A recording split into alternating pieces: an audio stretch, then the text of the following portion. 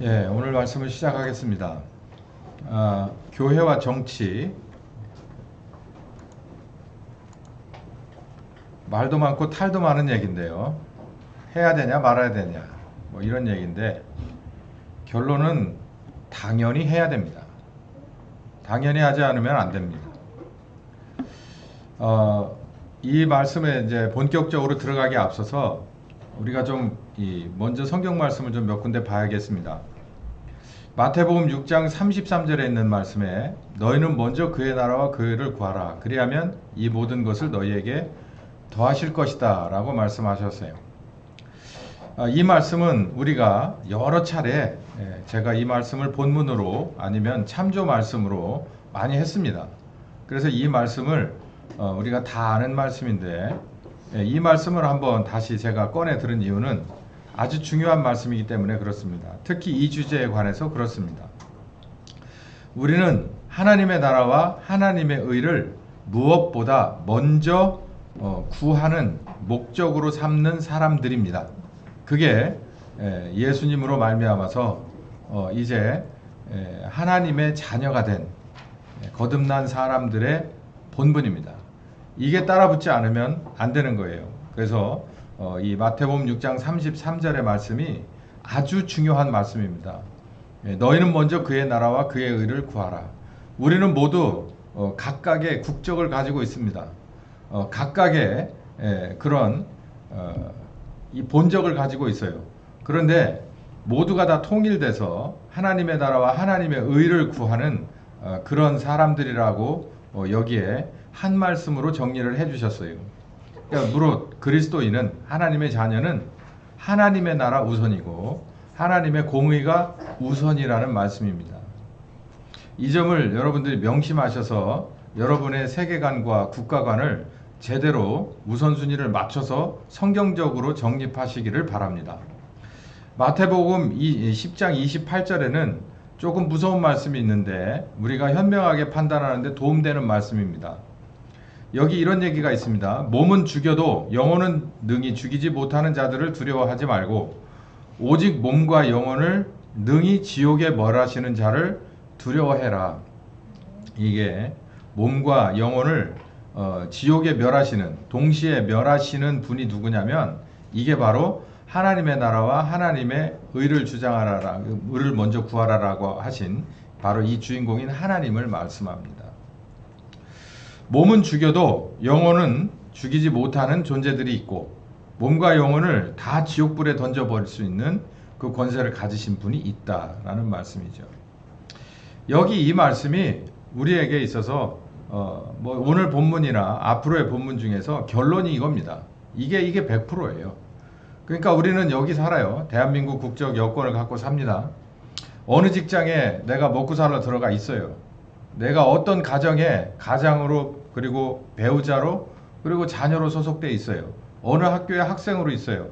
다 그건 차선이고 우선 하나님의 나라와 하나님의 의가 우선이고 그리고 겸하여서 영혼과 그리고 우리의 몸이 모두 하나님의 나라의 상급으로 존재하는 자들이어야 한다라는 얘기죠. 이거는 교회 나오면 첫걸음인데 이거 잊어버리고 이거에 대해서 유보하면 안 된다는 얘기예요. 자, 그러면 성경은 이렇게 단순하게 그냥 한마디로 정리를 했는데 우리 세상이 어떤지를 좀 보면 생각보다 복잡하고 우리들도 그렇습니다. 이 세상은 이런 식으로 돌아가던 시절이 있었어요. 왕조, 제국시대. 왕이 나라이고 그리고 왕이 전부이던 시대가 있었어요. 왕 하나만 존재하던 시대가 있었단 말이에요. 그게 무슨 얘기냐면 어느 나라에 군주가 있어요. 주인이란 말이에요. 그 주인이 루이 14세가 이런 얘기를 했다죠. 짐이 곧 국가고 그 짐이 곧 법이다. 이거는 그냥 우리가 우스갯소리로도 가끔 하는데요. 이 얘기는 입법과 사법과 행정이 모두 한 사람에게 있는 것을 말합니다. 요즘으로 말하면 상상이 가지 않는 얘기예요. 그런데 이런 시대가 있었어요. 오래오래 있었습니다. 우리나라도 5,000년 역사 가운데 거의 99%가 이거였었어요. 그러니까 어느 왕이 알아서 자기가 다 하는 겁니다. 오늘부터 내 말이 법이니까 이거 안 돼. 이러는 사람은 잡아다 가둬. 그러면 바로 그 시부터 그렇게 되는 거예요. 누가 이걸 견제할 세력도 없고, 견제하면은 정치적인 그런 적으로 간주돼서 처벌받거나 처형당하는 그런 시대가 바로 군주 시대입니다. 이런 때가 있었어요. 이런 때가 있었는데 하나님의 아들이신 예수님이 오신 때도 바로 그런 군주 혹은 제국의 시대였습니다. 하나님의 아들이 오셨어요. 하나님의 아들이 왔는데 아주 그런 한 사람이 모든, 그러니까 사람이 하나님이던 시대예요. 사람이 하나님이던 시대. 사람이 하나님이던 시대에 오셔가지고 하나님의 아들이 도대체 어떻게 살다 가셨나 라는 겁니다. 예수님께서 오셨을 당시는 로마 제국의 시대였습니다. 로마가 제국을 이루고 있을 때 로마의 시저가 정말 하나님이던 시절에 예수님은 초라하게 베들레헴의 마국간에 오셨어요. 상대가 되지 않습니다. 하나는 태산이고 하나는 점인 거예요. 그러니까 예수님은 점이고 먼지고 시저는 태산이죠. 태양입니다. 그런 상대가 되지 않는 이 상황에 오셨다는 거죠. 유대 지도자, 그리고 헤롯, 그 다음에 로마 총독 모두가 다 예수님의 반대편에 서 있어요. 그러니 결국 예수님은 십자가에 처형을 당할 수밖에는 없었습니다. 이런 시대 속에 있었어요. 예수님은 이런 시대 속에서 살았어요. 자, 여러분, 제가 오늘 설교를 더 나가도 결국은 이런 패턴으로 계속 나갈 거거든요. 어떤 패턴이냐면, 교회는, 그러니까 여기 보니까 예수님부터 시작해서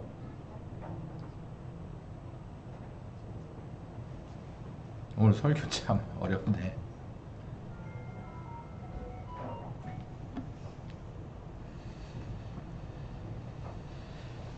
교회는 핍박을 받습니다. 예수님도 그랬고요.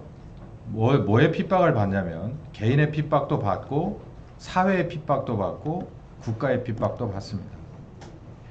마태복음 5장에 예수님의 팔복 중에서 마지막이 의를 위해서, 하나님의 공의를 위해서 핍박을 받는 것이 복이라고 그랬어요. 오죽했으면 그 얘기를 했겠습니까? 좀 더 확장시켜보면 이런 얘기예요. 지금 현대, 지금 2025년에 이 대한민국의 교회는 핍박을 받아본 적이 없어요. 그게 언젠지 까마득하게 잊어버렸습니다. 여러분, 교회 다닌다고 핍박 받아보셨어요? 개인의 핍박을 받아보셨어요? 아니면 사회의 핍박을 받아봤어요? 국가의 핍박을 받아봤어요? 본격적으로 이게 핍박이라고 받아본 역사가 있습니까? 여기 있는 우리 모두 솔직히 말해서. 근데 제가 오늘 이제 여기서부터 예수님 시대부터 시작해서 어디까지 갈 거냐면 지금 있는 이 판이 짜여진 근대 현대까지 올 거거든요. 교회는 언제나 핍박을 받았습니다. 근데 유독히 저와 여러분이 이 땅에 존재한 때부터는 대한민국에서 교회가 핍박을 받은 적이 없어요. 그러니까 뭘 모르냐면 이 예배의 자유라는 게, 신앙의 자유라는 게 얼마나 중요하고 소중한지에 대해서 감각을 못해요. 온실에서 자란 화초라고 하지 않습니까? 온실에서 자란 화초가 그냥 요즘 날에 과일 보세요. 도대체 거기다 무슨 짓을 했는지 정말 이거는 제철 과일이 아닌데도 그렇게 달 수가 없어요. 설탕보다도 더 달아요. 도대체 뭔 짓을 해놓은 겁니까? 먹기는 좋을 수 있어요. 그리고 뭐 딸기 하나가 주먹 반만 해요. 애들 주먹만 해. 은세 하임이 주먹만 해요. 저는 그거 솔직히 입에다 넣기가 좀 불안한 게 이 안에 도대체 무슨 짓을 해놨는지 모르겠어요. 근데 그게 맛도 없느냐? 아니에요. 먹으면은 아주 달콤한 오렌지만큼 달아요. 뭘 했는지 모르겠어요. 이 대한민국의 교회도 마찬가지예요. 숫자가 엄청나게 늘어났지만요. 이게 도대체 뭐가 뭔지를 경험을 못 해봤어요. 그래서 이게 분간이 안 가는 거예요. 그래서 교회와 정치가 동떨어지는 거라고 생각하고 서로 간섭하면 안 되는 거라고 생각해요. 여러분 가만히 생각해 보세요. 예배를 드리는데 단 한 푼이라도 문제가 되는 거면 우리 그리스도인이면 그 사람 찍으면 안 되는 겁니다. 당연하지 않아요? 여러분의 가정에 땅이 있다고 생각을 해봐요. 예? 땅이 100평이든지 1000평이든지 많으면 많을수록 좋겠지. 근데 동네에서 어쩌다 저쩌다 길을 낸 뒤야. 그런데 우리 집으로 중간으로 길을 내겠대. 그러면서 설득을 하는 거예요. 이장이 와서 뭐라고 설득하냐면 동네 좋자고 하는 거야. 땅 좀 내놔. 여기 이렇게 4차선 도로가 뚫리면 얼마나 좋아. 좋긴 하지. 나를 제외하고 다 좋지. 내 땅 중간에다 4차선을 뚫어놓으면 그게 땅이 됩니까? 그러면은 그거 반대 안 할 사람이 여기는 한 명도 없고 저 밖에 누구도 없을 거예요.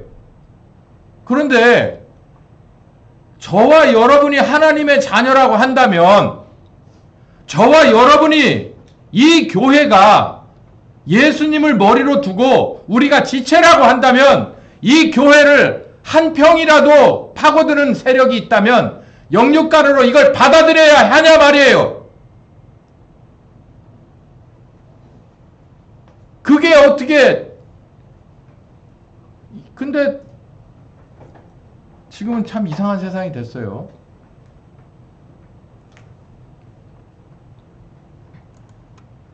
초대교회로 가보겠습니다.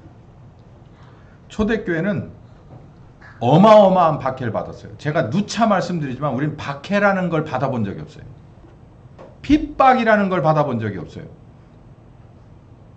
여기에다 대면 정말 아무것도 아닙니다.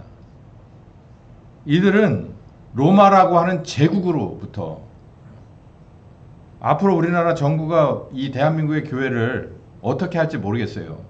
근데 초대교회는 그 상대가 로마 제국이었어요. 시저였다고, 시저. 그 시저가 크게 이게 10개밖에 안 되겠습니까? 근데 10대 박해. 그래서 이 시저의 이름들이 이렇게 쭉 10명의 시저가 다 나오는데, 황제들이 다 나오는데, 이 황제들이 박해 다 공통적으로 박해. 처음에 앞장선 게 네로예요. 네로를 모르는 사람은 아무도 없죠. 네로부터 시작해서 여기 보니까 305년에 자기 직을 마감한 이 마지막 황제까지 계속 박해. 쉬는 시간이 하나도 없어. 한 텀에 쉬는 시간이 없어. 계속 박해. 근데 여기 가만히 보면 열왕기 상하에도 보면 있죠. 왕들이 쭉 이렇게 설명이 되어 있는 이스라엘의 왕의 역사가 열왕기잖아요. 지금 있는 왕이 다음번 왕이 설명을 할 때 얘는 지 아버지보다 더 악한 짓을 했더라. 그게 반복되거든요. 계속해서 심각해졌다는 얘기죠. 플러스 알파. 여기도 똑같아요. 네로보다 도미티안보다 트라이안이 계속 플러스 알파. 핍박의 강도가 높아져요. 그러니까 적당한 압력에서 기름을 짜는 게 아니라 계속 그 압력이 더 짜고 또 짰다는 거예요. 그래서 그냥 여기다 그냥 흔히 말해서 그냥 10대 박해 이렇게 나왔어요. 교회는 핍박을 받는 존재입니다. 근데 교회가 없어졌어요? 없어지지 않았어요. 오히려 더 단단해졌어요. 이런 시대에 로마의 황제로부터 뭐 헤롯이 아니라 그냥 사두개인 바리새인이 아니라 로마의 황제에게 교회는 핍박을 계속해서 누적되게 받아왔어요. 카타콤이라는 얘기를 들어본 기억이 별로 없으실 겁니다. 카타콤은 지하 공동묘지를 의미해요. 그들은 예배드릴 장소를 찾아서 지하로 들어갔어요. 그 지하로 들어가서 그 공동체에서 애가 태어나고 그 공동체에서 자라다가 어느 날인가 잡혀가서 순교해요. 그런 세월이 300년가량 됐어요. 이스라엘이 포로로 잡혀서 하나님 앞에 강변에 무릎을 꿇고 갈대를 붙잡고 기도한 게 400년이라잖아요. 그리고 이들이 포로로 잡혀가 가지고 기도를 또 얼마나 합니까? 70년. 거기에 따지면 지금 우리나라도 박해를 받은 적이 있긴 하지만 지금 저와 여러분은 박해라는 거는 정말 모르는 세대예요. 하나도 모르는 세대. 그래서 뭘 모르냐면 지금의 우리들이 지금 깔고 앉아 있는 이 땅에 이 시스템이 좋은 줄을 모르는 거예요. 초대교회. 이게 쥐구멍에도 볕이 들어옵니다. 이게 진짜 볕인지 이게 홍수의 더러운 물인지는 모르지만 313년에 밀라노 칙령을 내려요. 콘스탄티누스 황제가. 그래서 교회의 신분과 재산권을 인정합니다. 재산권이라고 하는 건 이런 거예요. 아무나 체포할 수 있고 아무나 체포해서, 그러니까 크리스찬이면 예수 이단들이면 아무나 체포할 수 있어요. 엊그제 이재명이가 이런 소리 했죠. 아무나 체포할 수 있다고. 똑같은 거예요. 아무나 체포할 수 있고 로마의 시민인데 크리스찬을 보면 아무나 체포할 수 있고 그가 가진 모든 유무형의 재물은 모두 체포한 사람이 갖는 거예요. 그리고 이게 뭐예요? 크리스찬들은 뭐의 대상입니까? 사냥감이죠. 사냥감. 사냥감은 사냥해서 그냥 가져가는 거 아니에요. 그것처럼 사냥감 취급을 받던 사람들에게 재정 지원뿐만 아니라 관료로도 중용을 하기 시작해요.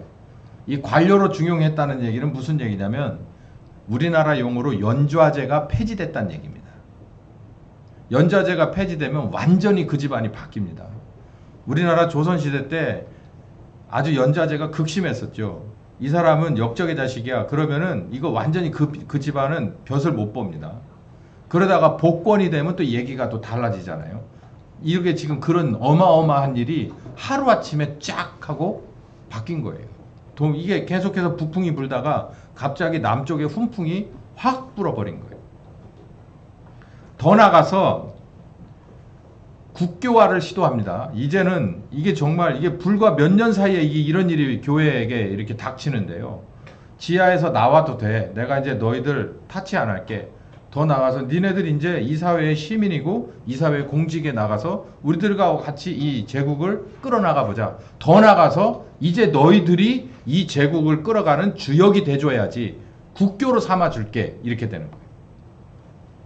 완전히 천당과 지옥을 완벽하게 이 엘리베이터, 이보다 빠른 엘리베이터가 없어요. 쑥 하고 올라가서 이제 완전히 천당 생활이 된 거예요. 이제는 핍박을 받는 자에서 사냥을 당하는 자에서 반대가 됩니다.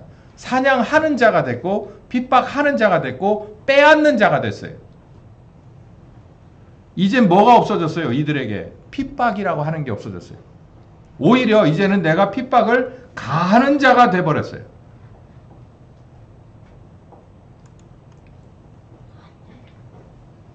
더 나가서 이제 아까 말씀드린 대로 이교적 행위를 전면 금지하고 뭘 빼고 기독교를 빼고는 모두 급속도로 확산됐어요. 기독교가 급속도로 확산될 수밖에 없고 지배계급은 물론 기타 평범 그리고 노예계급조차도 기독교는 필수가 됐습니다.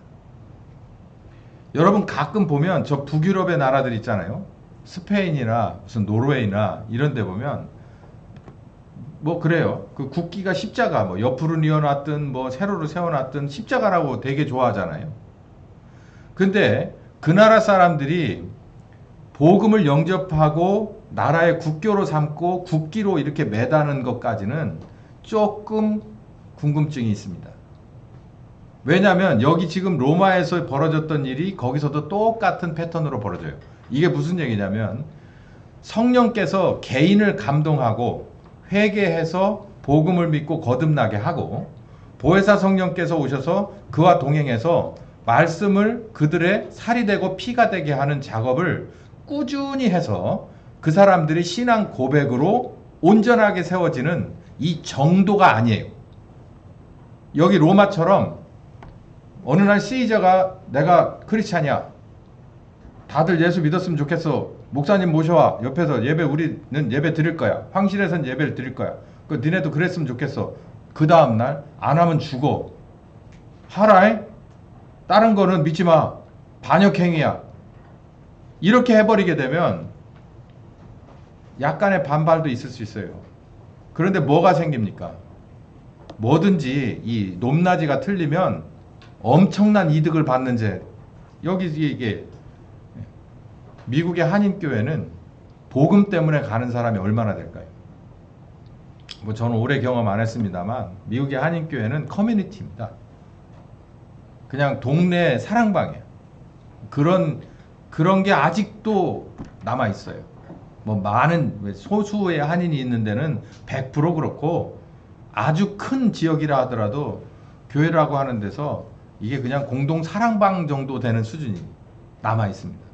이 사람들은 그걸 넘어서서 뭐냐면 정치 권력인 거예요. 우리나라 이명박 대통령 때 사람들이 다 어느 교회로 갔어요? 한 달에 300명씩 들어갔다는 제가 기억이 나거든요. 등록 신자가 어디로 갔을까요? 소망교회로 갔죠. 그 오죽했으면 소망교회 정치 카르텔이라는 얘기가 있었어요. 그때 거기 안 가면 안 된다고 그래서.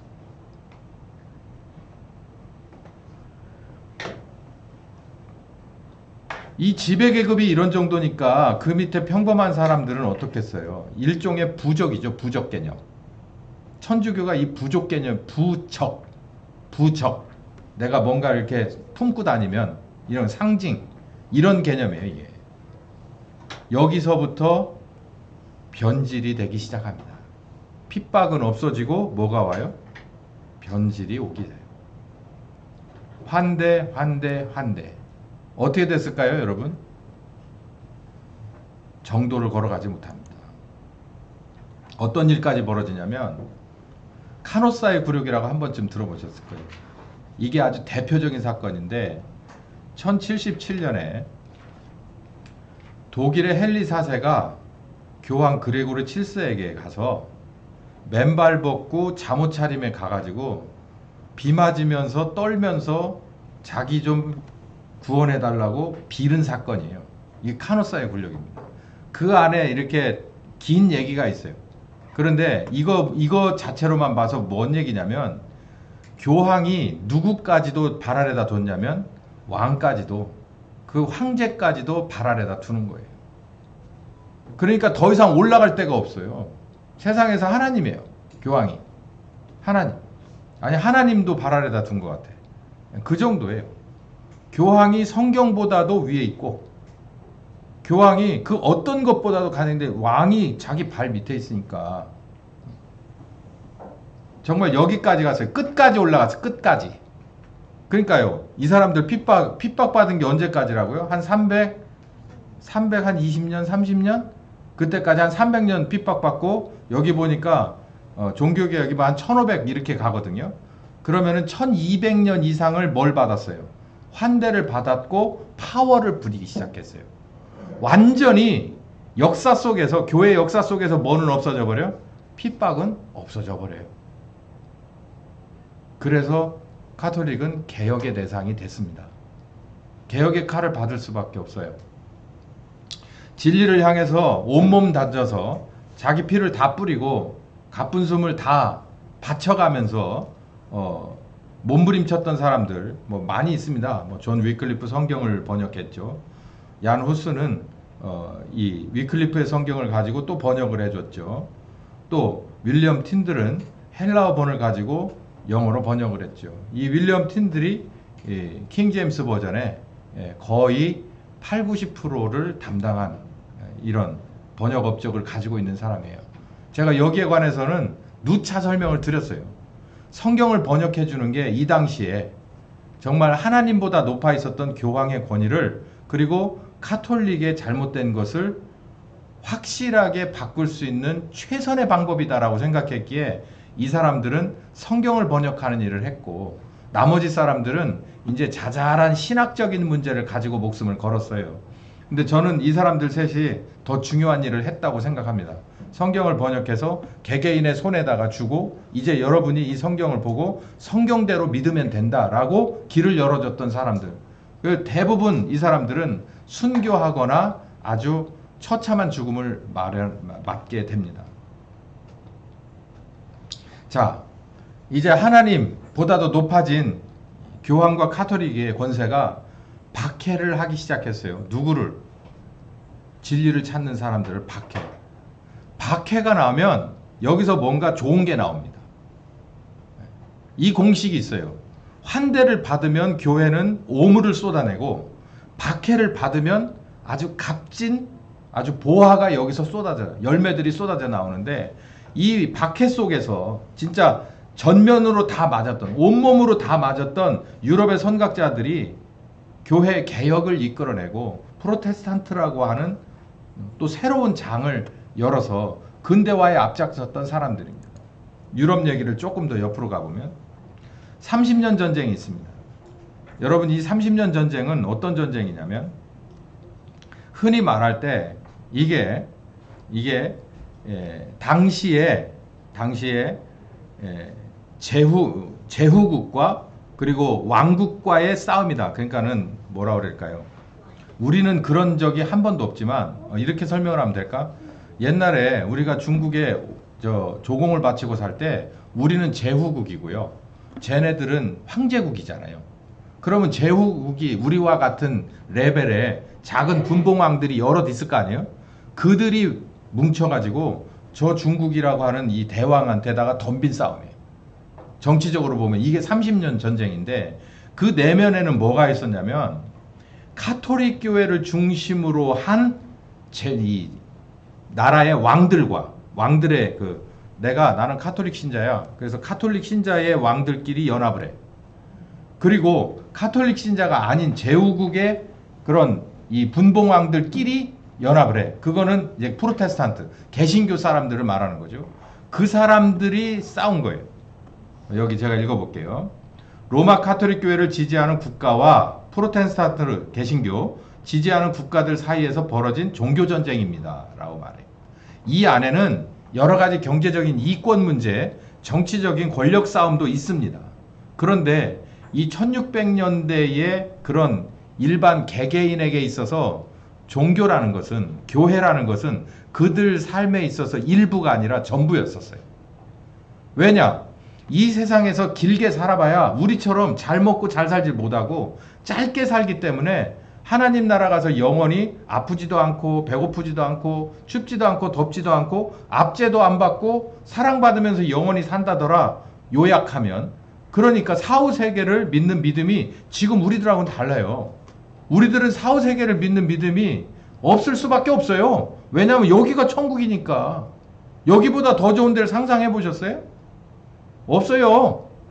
그러니까 천국이라고 얘기해도 그렇게 생각하지 않아요. 그냥 오늘 저녁 때 한우 끊어가서 그냥 파티 벌리고, 그리고 좋은 차 끌고 원하면은 저 바로 동해 가서 새벽에 해 뜨는 거 보고 뭐든지 하고 싶으면 다 해요. 조금 저기 하면 그냥 인천공항 가가지고 휴가 한 2, 3일 몰아 써서 동남아라도 갔다 오면 바람 쏘여지고, 이게 그냥 우리들의 삶이기 때문에 이 사람들을 이해할 수 없어요, 우리는. 근데 이들은 정말 하나님 나라가 너무 가까운 사람들이었어요. 오늘 멀쩡하다가 한 2, 3일 끙끙 앓고 죽는 경우, 그게 돌릴병일 경우는 몇백만이 죽어도 어디다가 하소연하고 방법도 없던 시대. 전쟁이 나면 말할 필요도 없고, 기근도 그렇고 폭정에 시달리면서 언제든지 죄를 뒤집어 씌워서 그 사람을 죽일 수도 있고, 죽음 거의 비슷하게 만들어 버릴 수도 있는 이 아주 엄혹한 시대. 가장 잔혹한 전쟁이었다.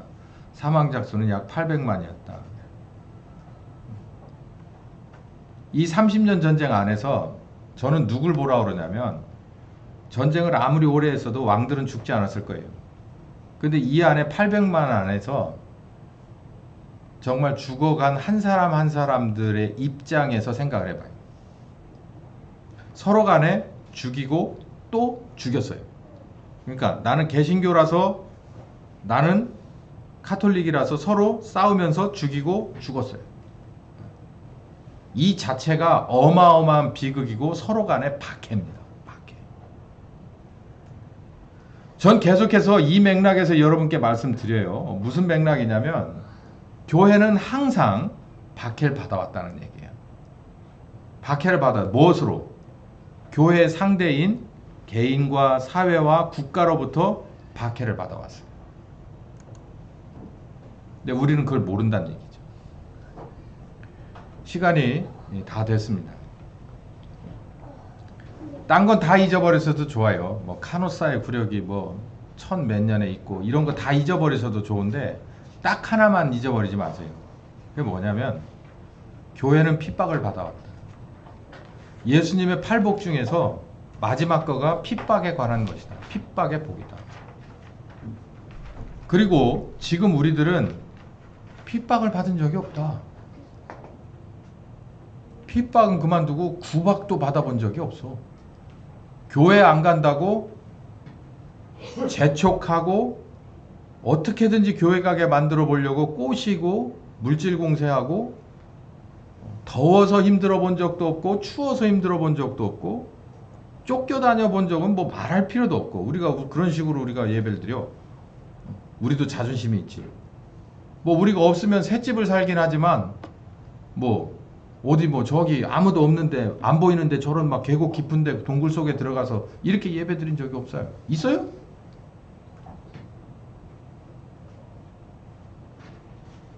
근데 신기하게 성경을 봐도 역사를 봐도 교회는 항상 핍박을 받아왔어요. 핍박을 안 받으면 변질되게 돼 있어요. 변질. 그 점을 제가 말씀드리는 거예요. 오후에는 영국의 예를 좀 들 거예요.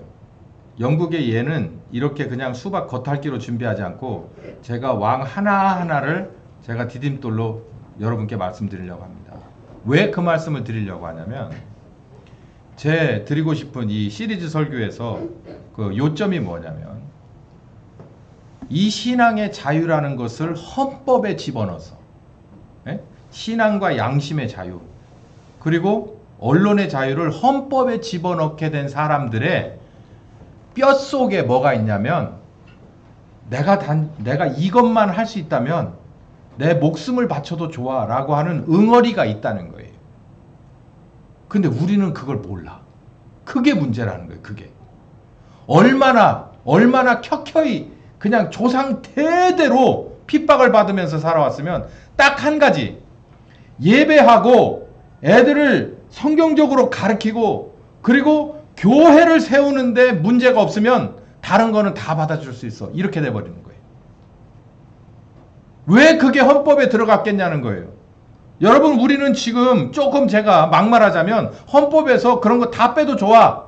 1인당 국민에게 한 달에 1,000만 원씩 준다면 그거 싹 빼도 상관없어 라고 생각하지 않겠어요? 특히 우리나라의 국민성이 그러지 않아요? 25만 원 운운하는 쪽팔리는 인생들. 삶이 뭐고 죽음이 뭔지 생각하지 않아요. 내가 한 달에 얼마씩 통장에 꽂히는 것만 중요합니다. 필요한 때가 가끔 있어요. 서울에 있는 병원에서 안 되면 목사를 찾아오기도 합니다. 안 되니까. 그 사람들이 알아서 하면 목사 찾아오지 않아요. 그때쯤 가면 삶이 뭐고 죽음이 뭔지를 고민하죠. 그건 이방인입니다. 하나님도 그런 사람은 숫자에 넣질 않아요. 여러분 같으면 넣겠어요? 여러분이 키우는 개가 그런 식이라면 밥 주겠습니까?